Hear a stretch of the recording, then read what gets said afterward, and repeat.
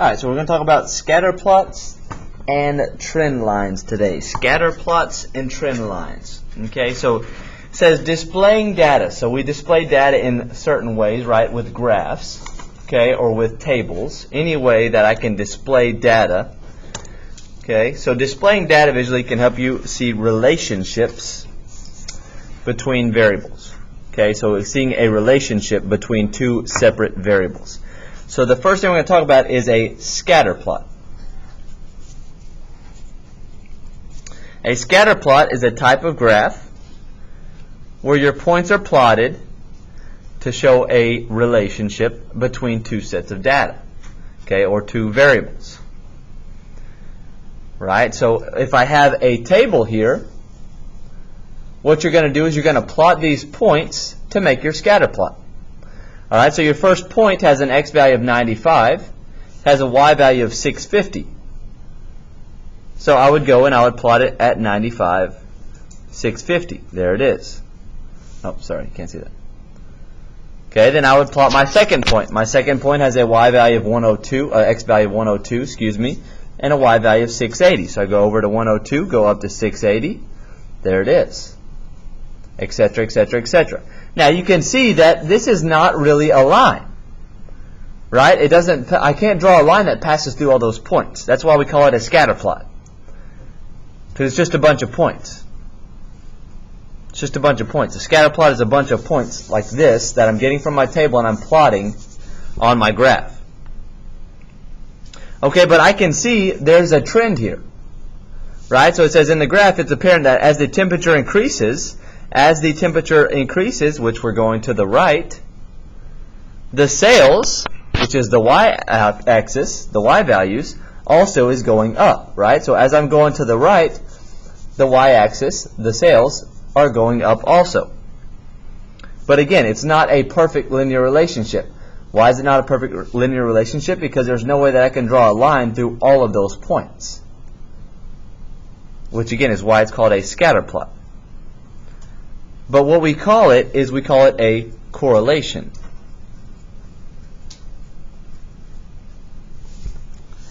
A correlation exists. Okay, a correlation exists. And we have some certain types of correlation. We have a positive correlation, we have a negative correlation, and we have no correlation. Okay, well, using your intuition, guys, what do you think this is going to be an example of? Positive correlation, right? Because as we're going to the right, my y value is going up also. Okay? So if I was to draw a line through that, as close as I can get to all those points, what is the slope of that line? Positive, right? Okay, so a positive correlation.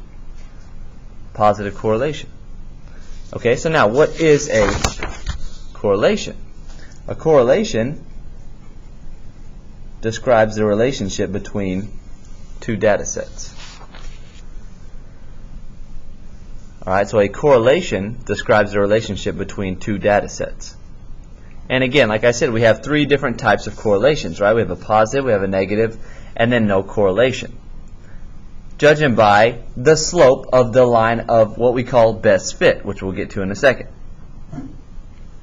Now, it's important to note, guys, that a correlation does not always mean causation.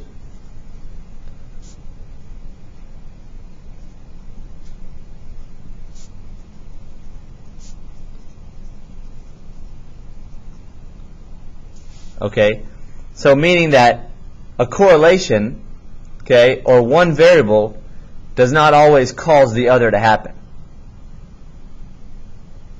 Okay, so a correlation could imply causation, but it doesn't always imply causation. So let's say, for instance, that my two variables are the temperature outside and ice cream sales. Okay, so temperature outside and ice cream sales. Well, just because the temperature gets hotter doesn't necessarily imply that the ice cream sales are going to go up. Now, could it happen that way? Yeah. People are more likely to eat ice cream in the summertime than if it's 20 degrees outside. So it could imply causation, but it doesn't necessarily mean that that's always the case. That's what I mean by that. So it's once points are plotted in the scatter plot, a graph may show this correlation. Okay, and then we can use the correlation to examine trends and make predictions. Predictions based on our graph.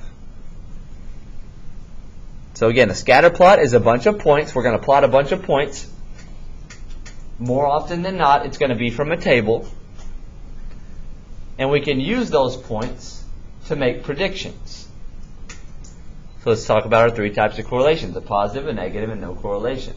Okay, well, using my intuition, guys, if my points are going up, if my points are increasing, it's a positive correlation. My x values are increasing, my y values increase with it. If my line or my points are going down, it would be a negative correlation, a negative slope. If I was to draw a line through these points, as close as I can get to all of them, that line has a negative slope, negative correlation. So as I'm increasing my x values, my y values are decreasing. And then no correlation would represent no relationship. So there is no way that I can draw a line even close to touching most of those points. Points are all over the place, so it is no correlation. Alright, so I have an example. It says, let's look at the snow cone sales again. The trend shows a positive correlation because both increase, right? So both values increase. It's a positive correlation. Going back to our example on the front.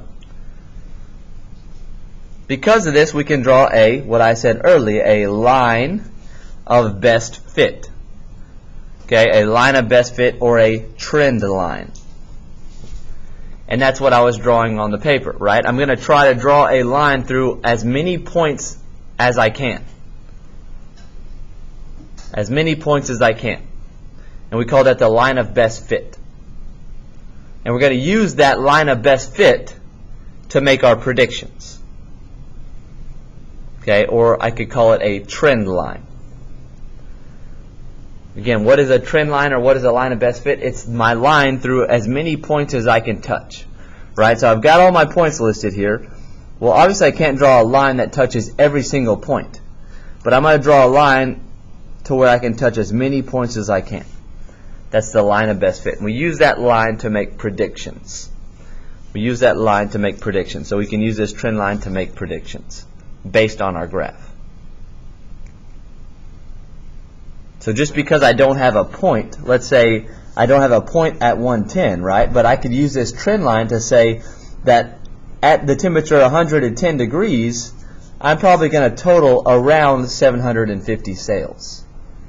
Even though I don't have a point there, I can use that line of best fit, that trend line, to make a prediction. So that's what we're doing here.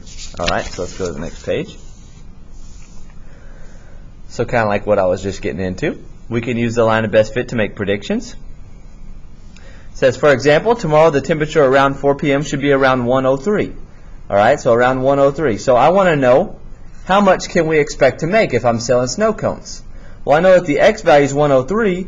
Let's go up to the y value, okay, on my line of best fit. Even though I don't have a point there, my line of best fit says at around 103, I should expect a little bit less than $700 in sales. Okay, so around $693. Now we have two types of ploitation. We have an interploitation and an extraploitation. And all that means is, are we examining within our data set, or are we examining outside of our data set? So interploitation would be anything that is included in our data set. Okay, so I'm looking at temperatures between 85 and 105. So any temperature between 85 and 105 is included within my data set, right? I have points within that data set.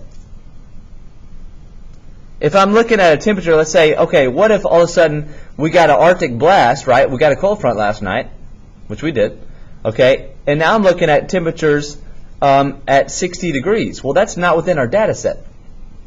So that would be an example of extraploitation, examining outside of our data set. Okay, but we got a normal temperature. It's supposed to get up to 90. Okay, and I want to know how much sales I can expect to make at 90 degrees. Well, that's definitely within our data set. Our data set starts at 85. That's the first point. So if it starts, if we're examining at a point within our data set, it's called interploitation, right? Inside the data set. Inside.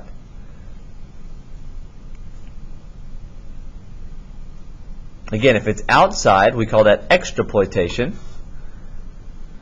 Extraploitation, okay, when we make predictions outside of our data points, right? So I'm examining outside of this last point, so I'm examining at 110 degrees, which I did earlier.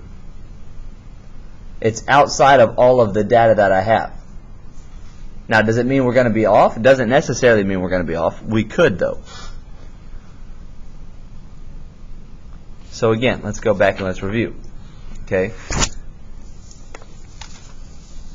We talked about scatter plots. Okay, what is a scatter plot? A scatter plot is we're taking a table of values. Okay, we're taking two sets of data, which in this case are snow cone sales, okay, the Y value, and your temperature, your X value. We're taking two sets of data. We're taking an X value and a Y value, and we're plotting it, and we're trying to determine if there is a relationship between those two values. Is there a relationship between snow cone sales and temperature? Okay, well, looking at my graph here, I plotted all those points. There's a pretty good correlation there, because all those points are pretty close together. Okay, now again, we learned three types of correlations. We learned a positive, a negative, and no correlation. If all those points are pretty close together and both are increasing, it's a positive correlation. If all those points are fairly close together and my Y values are decreasing, it's a negative correlation. And then they're not very close together at all, there is no correlation. So then we learned we can draw what we call lines of best fit. Lines of best fit, or our trend lines, in order to make predictions. Right? So I'm going to try to draw a line to as many points as I can. I'm going to try to draw a line of best fit or a trend line to as many points as I can to be able to make predictions. So even though I may not have a point listed, let's say at temperature, if the temperature is 100 degrees, okay, I can use that line of best fit to make a prediction on how much I would sell at 100 degrees. So looking at that, okay, remember that I'm making a prediction. So it's only a prediction. It's not an exact value. Sorry, can't see that. It's not an exact value. It's only a prediction. Okay, so I learned here, I made my line of best fit. We predicted that at 103 degrees, which is between 100 and 105, right, we predicted that there's going to be just a little bit less than $700 in sales based on my line of best fit or my trend line. So we said it's about 693. And then last but not least, we learned about interploitation and extraploitation. Interploitation is inside my data set. Extraploitation is outside my data set. So whether I'm examining inside my data set or outside my data set.